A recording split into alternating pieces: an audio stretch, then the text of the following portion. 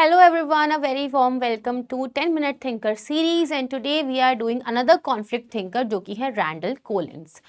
तो Lewis Coser, Randall Collins and Ralph Dahrendorf ये ऐसे मेजर कॉन्फ्लिक्ट थिंकर हैं जिनको हमें पढ़ना ही पढ़ना होता है यूजी सेट एग्जाम के लिए। एंड आपको मैंने लुइस कोसर का तो करवा दिया है, आई होप कि वो वीडियो पहले मिला हो। तो टुडे आज हम एक बहुत ही इंपॉर्टेंट टॉपिक जो कि है इंटरैक्शनल रिचुअल्स, इसको देखने वाले हैं। Conflict theory of Randall Collins को देखने वाले हैं, ठीक है। सो सबसे पहले स्टार्ट करते हैं इनके जर्नी से। तो इनका जो बर्थ है वो यूएसए में हुआ है, that means we can say that he is an American sociologist, ठीक है, जो कि 1941 में इन फिलाडेल्फिया नाम की जगह पे पैदा हुए थे, ठीक है। कंटेम्प्रेरी सोशोलॉजिकल थियरिस्ट हैं, ऑब्वियसली येस, बिकॉज ये कंटेम्प्रेरी कन्फ्लिक्ट थियरिस्ट हैं, चाहे वो लुइस कोसर हो, चाहे वो यहाँ पे रैल्फ डैनेडॉफ हो या फिर रैंडल कोलिन्स हो।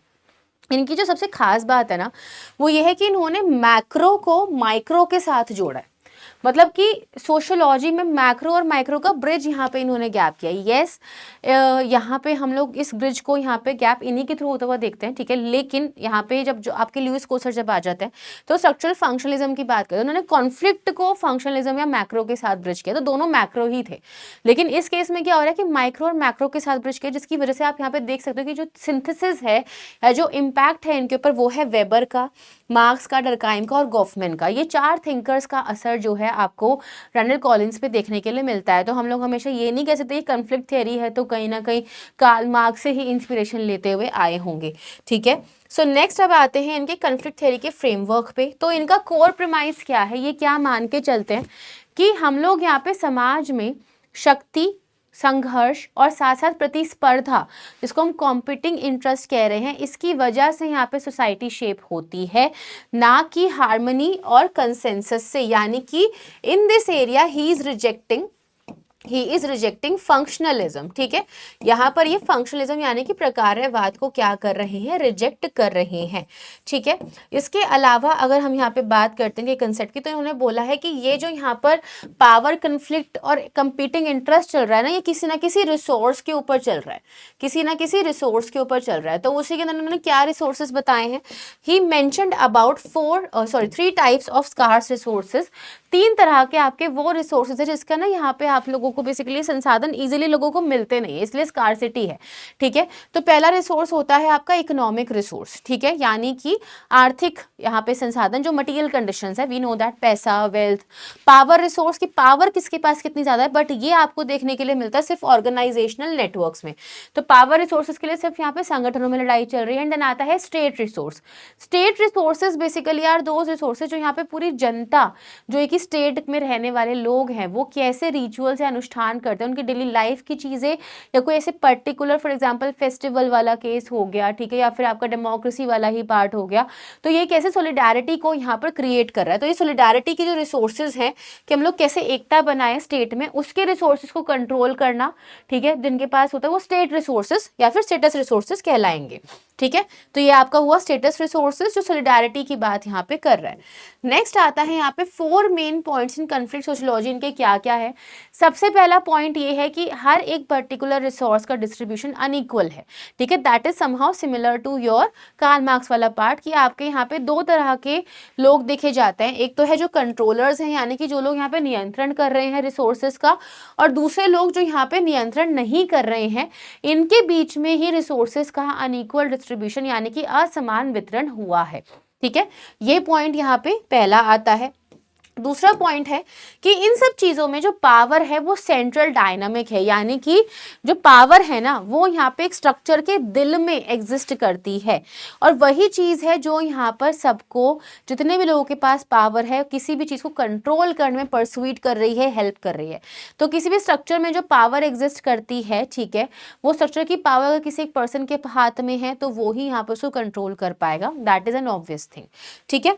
नेक्स्ट यहाँ पे आपके पास आ जाता है पॉइंट तीसरा, ideology and values as tool, यानी कि आपकी जो विचारधारा है कि आपके जो मूल्य हैं वो यहाँ पे आपकी कोई एक बहुत ही मोरालिटी का पार्ट नहीं है, इट इज़ समथिंग जो कि एक टूल, एक उपकरण की तरह यूज़ हो रहा है, और वो इसलिए हो रहा है ताकि एक ग्रुप अपने इंटरेस्ट के लिए और अपने कंट्रोल को मेंटेन करने के लिए इन पर्टिकुलर आइडियोलॉजीज़ का, इन वैल्यूज़ का यूज़ कर सके। ठीक है, तो वैल्यूज़ और आइडियोलॉजीज़ यहाँ पे एक टूल, एक उपकरण की तरह यूज़ किए जा रहे हैं। ठीक है, चौथा पॉइंट आपका आता है स्ट्रैटेजिक सेल्फ इंटरेस्ट, यानी कि अगर आप एक ग्रुप में भी देखोगे ना, तो हर एक पर्टिकुलर एक ग्रुप के अंदर लोगों के अपने अपने इंटरेस्ट होते हैं। तो एक पर्सन सोच रहा होगा कि चलो मैं ऐसी स्ट्रैटेजी लगाऊंगा तो मेरा इंटरेस्ट यहाँ पे पूरा हो जाएगा। So every single person, I am not talking about group, every single person कोई भी मल्टीपल इंटरेस्ट को एग्जिबिट कर सकता है, उसकी बहुत अनेक रुचियां हो सकती हैं, और उन रुचियों को पाने के लिए ही वो यहाँ पे स्ट्रैटेजीज लगाता है, जो कि यहाँ पे या तो नेगोशिएशन हो सकता है, ठीक है, नापना तोलना, या फिर वो कॉन्फ्लिक्ट के रूप में भी आपको देखने के लिए मिल सकती है। ठीक है, नेक्स्ट पार्ट यहाँ पर आता है इंटरैक्शन रिचुअल चेन्स का। तो what is the meaning of interaction ritual chains? हम लोग रोज डेली बेसिस पर लोगों से मिलते हैं, ठीक है, और उन डेली बेसिस पे मिलने पे हम लोग यहाँ पर एक ग्रुप सिंबल बनाते हैं कि yes we are a part of this particular thing. जैसे आप देखोगे ऑर्गेनाइजेशन में आपके फ्रेंड्स हैं, या फिर किसी एक पर्टिकुलर वर्क प्लेस पे भी काफी सारे लोग आपस में मिल जाते हैं। ठीक है, तो वो लोग यहाँ पे रोज रिचुअल्स क्रिएट कर रहे हैं और सॉलिडारिटी बना रहे हैं, और वो मिलने की सॉलिडारिटी है, रोज मिलने वाला रिचुअल है। ठीक है, एक सिंबल क्रिएट कर रहे हैं कि yes we are, this is how we are being represented. ठीक है, तो ये जो इंटरैक्शन चेन रिचुअल्स होते हैं ना, ये बेसिकली यहाँ पे एक चेन बना करके लोगों के अंदर एक इमोशनल एनर्जी को डालते हैं। अगर यहाँ पे लोगों की इमोशनल एनर्जी अपलिफ्ट हो रही है, हाई हो रही है, तो लोगों को बहुत अच्छा लगता है आपस में इस रिचुअल को क्रिएट करना। लेकिन अगर ऐसा रिचुअल है जो कि यहाँ पे लोगों की एनर्जी को ड्रेन करे, तो उसका वो पार्ट नहीं बनना चाहते। तो इंटरैक्शन रिचुअल चेंज क्या होते हैं कि वो सक्सेसफुल रिचुअल्स, वो डेली लाइफ की आपकी वो चीजें जो एक पर्टिकुलर ग्रुप के सिंबल्स को क्रिएट करे, जिससे लोग यहाँ पे इमोशनली हाई फील करते हैं, एनर्जी फील करते हैं। ठीक है, तो क्या की कंपोनेंट्स है, जब भी हम लोग यहाँ पे देखते हैं कि जिन लोगों के बीच में ये इंटरैक्शन रिचुअल चेन बनता है, वो लोग हमेशा किसी एक ही चीज के ऊपर अच्छे से फोकस कर रहे होंगे, उनका जो फोकस है, अटेंशन है, वो एक ही चीज पे म्यूचुअली जाता है। दूसरा है रिदमिक एंट्रेनमेंट, यानी कि लयबद्ध तालमेल, इनके बीच में आपको एक सिंक्रोनाइज्ड बिहेवियर देखने के लिए मिलेगा। सब लोग एक जैसा सोचते हैं, ठीक है, कि चलो हम आज ये करते हैं, तो सब लोग एक ही तरह का सोच करके चलेंगे, क्योंकि उनमें अब क्या डेवलप हो चुका है, कलेक्टिव एफर्विसेंस, यानी कि एक दूसरे के लिए स्टैंड लेने की एक भावना, आपस में एक इमोशनल बॉन्ड जो है वो लोग क्रिएट कर पा रहे हैं। वो तभी कर पा रहे हैं जब इनकी इमोशनल एनर्जी यहाँ पे हाई है। तो आप खुद सोचो, आप उन लोगों से बात करना कभी प्रेफर नहीं करोगे ना जो आपको ड्रेन कर रहे हो, जो आपके फोकस में आपका सेल्फ इंटरेस्ट शेयर करते हो, आप उन्हीं के साथ ग्रुप्स बनाते हो, राइट। तो वही चीज आपकी इंटरैक्शन रिचुअल चेन में देखने के लिए मिलती है, यानी कि संपर्क अनुष्ठान चेन के अंदर देखने के लिए मिलती है।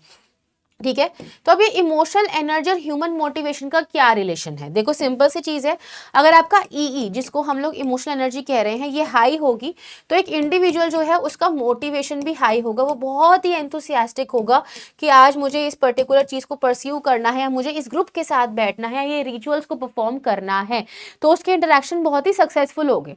लेकिन जो आपकी एनर्जी को बहुत ही लो कर रहा होगा, अगर इमोशनल एनर्जी को कोई यहाँ पर बहुत ही ज्यादा कम कर रहा होगा, तो वो व्यक्ति कभी भी इंटरेक्शन नहीं करना चाहेगा, वो संपर्क को हमेशा सिर्फ अवॉइड ही करेगा। ठीक है, और ये यहाँ पर क्यों होता है? क्योंकि लोगों की पर्सनालिटी में डिफरेंस है। मुझे कुछ लोग पसंद नहीं है तो मैं उनसे बात नहीं करती, बिकॉज मेरी एनर्जी ड्रेन होती है। आजकल ये आज लोगों की बहुत हो गई ना कि वाइब नहीं मैच हो रही, तो वो वही वाला पार्ट है कि आप लोगों का जो लोअर ई है, यानी कि जो कम यहाँ पे एनर्जी इन्वेस्टमेंट है, ठीक है, एनर्जी मोटिवेशन है, वो यहाँ पर अच्छे से नहीं लग पा रही है। ठीक है, इमोशनल एनर्जी ड्रेन अगर हो रही है तो वो पर्सनालिटी डिफरेंस की वजह से ही होती है यहाँ पे। ठीक है, नेक्स्ट आपके पास आ जाता है कि इन्होंने कैसे माइक्रो और मैक्रो सोशोलॉजी को ब्रिज किया। ठीक है, तो आप इतनी देर से पढ़ के आए हो, तो हम लोग ग्रुप की भी बात कर रहे हैं, हम लोग इंडिविजुअल की भी बात कर रहे हैं, हम लोग सेल्फ इंटरेस्ट की भी बात कर रहे हैं। तो कॉलिंस ने यहाँ पर क्या किया है, उन्होंने रेडिकल माइक्रो सोशोलॉजी को, ठीक है, यानी कि सूक्ष्म समाजशास्त्र जो कि कट्टर है, ठीक है, उसको यहाँ पर बेसिकली क्रिएट कर दिया। ठीक है, कैसे क्रिएट करा इन्होंने फेस टू फेस इंटरेक्शन को यहाँ पर साथ में अटैच कर दिया, किसके साथ? बॉर्डर सोशल स्ट्रक्चर के साथ। अब आप खुद सोचिए, मतलब कि लोग वही ग्रुप बनाते हैं जहां पे उनकी इमोशनल एनर्जी मैच होती है या फिर हाई होती है, नहीं तो लोग ग्रुप्स नहीं बनाएंगे। तो ये आपका एक इंडिविजुअल लेवल का पार्ट है ना, क्योंकि मेरी पर्सनालिटी किस पर्सन के साथ यहाँ पर रिलेट कर पा रही है, वो मेरा अपना खुद का एक माइक्रो लेवल की अंडरस्टैंडिंग होगी और उसी से मैं एक बड़े ग्रुप का पार्ट बनूंगी। ठीक है, सो ये आप लोगों का माइक्रो को सबसे पहले ब्रिज करने वाला पार्ट हुआ, जहां पे इन्होंने क्या बोला है कि एक इंडिविजुअल जो है, एक व्यक्ति जो है वो कैरियर की तरह देखा जाता है, यानी कि चीज को जो लेके चल रहा है, कैटलिस्ट है।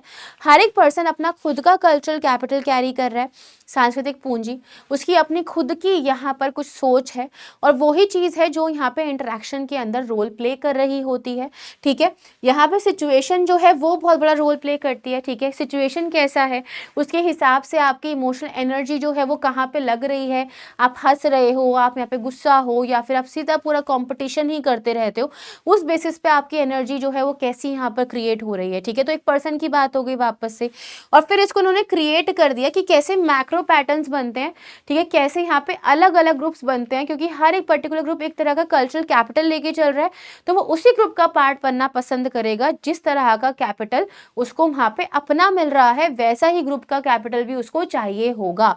ठीक है, नेक्स्ट यहाँ पर इनका कहा जाता है कि इनके मेजर वर्क्स कौन से, तो काफी सारे, पर ये दो मेजर हैं। कॉन्फ्लिक्ट सोशियोलॉजी 1975 में सबसे पहले इमर्ज हुआ था, जहाँ पे इन्होंने कंपीटिंग थेरेटिकल ट्रेडिशंस को क्या किया है, मर्ज कर दिया है। ठीक है, जैसे कि आप लोगों का माइक्रो मैक्रो को क्लब करना। देन 2004 में इनकी यहाँ पे आ जाती है theory what, interaction ritual change. ठीक है, so this is the concept of Randall Collins here guys. I really hope आप लोगों को समझ में आया हो ये। So thank you so much for your attention. अगले थिंकर हम लोग यहाँ पे रैल्फ रेनेडॉफ को लेकर के आएंगे। सो बाय बाय, टेक केयर।